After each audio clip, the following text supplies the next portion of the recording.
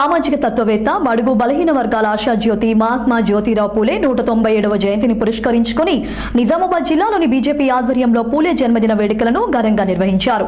ఈ సందర్భంగా Bharatiya Janata party OBC Morcha ఆధ్వర్యంలో వినాయక నగర్ విగ్రహాల పార్కు వద్ద మహాత్మా జ్యోతిరావు పూలే విగ్రహానికి నిజామాబాద్ అర్బన్ ఎమ్మెల్యే ధన్పాల్ సూర్యనారాయణ పూలమాల వేసి నివాళులు అర్పించారు. అనంతరం ఆయన మాట్లాడుతూ జ్యోతిరావు పూలే తన జీవితం అంతా బడుగు బలహీన వర్గాల ప్రజలకు, స్త్రీలకు విద్య నేర్పించడానికే జీవితాన్ని అంకితం చేశారన్నారు.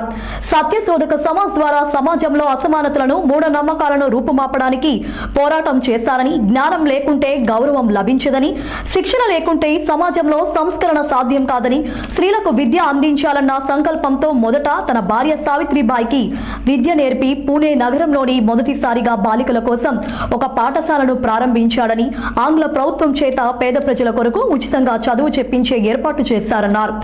సమాజం ఎన్ని రకాలుగా ఇబ్బందులకు గురి చేసినా, సంఘ బహిష్కరణలు చేసినా జీవితాన్ని పూర్తిగా బడుగు బలహీన వర్గాల అభివృద్ధి, సమానత్వం కోసం పాటుపడటం జరిగిందని, అందుకే జ్యోతిరావు పూలే మహాత్ములు అయ్యారని, కాబట్టి వారి ఆశయ సాధనలో మనమందరం నడవాల్సిన అవసరం ఉందని కొనియాడారు.